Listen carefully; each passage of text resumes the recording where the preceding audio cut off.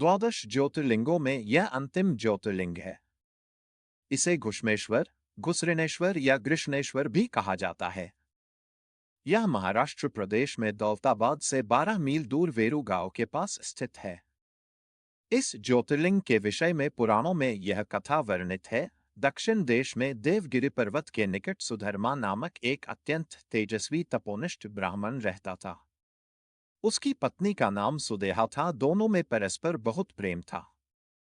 किसी प्रकार का कोई कष्ट उन्हें नहीं था, लेकिन उन्हें कोई संतान नहीं थी। ज्योतिष गणना से पता चला कि सुदेहा के गर्भ से संतानोत्पत्ति हो ही नहीं सकती। सुदेहा संतान की बहुत ही इच्छुक थी। उसने सुधर्मा से अपनी छोटी बहन से दूसरा विवाह करने का आग्रह किया। पहले तो सुधर्मा को यह बात नहीं जंची, लेकिन अंत में उन्हें पत्नी की जिद के आगे झुकना ही पड़ा। वे उसका आग्रह टाल नहीं पाए। वे अपनी पत्नी की छोटी बहन घुष्मा को ब्याह कर घर ले आए। घुष्मा अत्यंत विनीत और सदाचारिणी स्त्री थी। वह भगवान शिव की अनन्य भक्ता थी। प्रतिदिन 101 पार्थिव शिवलिंग बनाकर हृदय की सच्ची निष्ठा के साथ उनका पूजन करती थी। भगवान शिवजी की कृपा से थोड़े ही दिन बाद उसके गर्भ से अत्यंत सुंदर और स्वस्थ बालक ने जन्म लिया। बच्चे के जन्म से सुदेहा और घुष्मा दोनों के ही आनंद का पार न रहा। दोनों के दिन बड़े आराम से बीत रहे थे।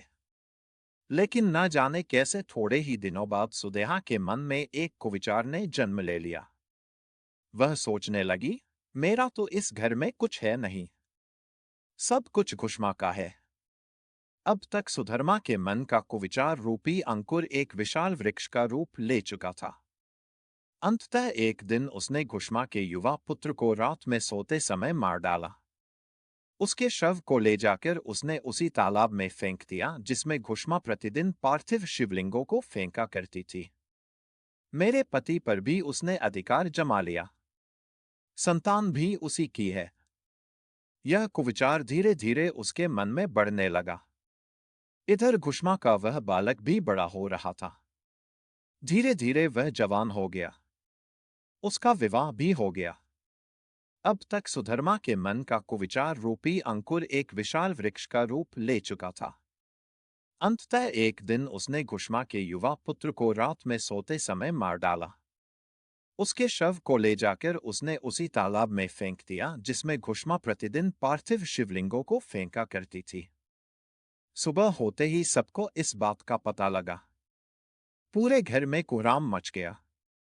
सुधर्मा और उसकी पुत्रवधू दोनों सिर पीटकर फूट फूट कर रोने लगे। लेकिन घुष्मा नित्य की भांति भगवान शिव की आराधना में तल्लीन रही, जैसे कुछ हुआ ही न हो। पूजा समाप्त करने के बाद वह पार्थिव शिवलिंगों को तालाब में छोड़ने के लिए चल पड़ी। जब वह तालाब से लौटने लगी उसी समय उसका प्यारा लाल तालाब के भीतर से निकलकर आता हुआ दिखलाई पड़ा। वह सदा की भांति आकर घुष्मा के चरणों पर गिर पड़ा, जैसे कहीं आसपास से ही घूमकर आ रहा हो। इसी समय भगवान शिव भी वहां प्रकट होकर घुष्मा से वर मांगने को कहने लगे। वह सुदेहा की घिनौनी करतूत से अत्यंत क्रुद्ध हो उठे थे। अपने त्रिशूल द्वारा उसका गला काटने को उद्यत दिखलाई दे रहे थे। घुष्मा ने हाथ जोड़कर भगवान शिव से कहा, प्रभो, यदि आप मुझ पर प्रसन्न हैं तो मेरी उस अभागिन बहन को क्षमा कर दें।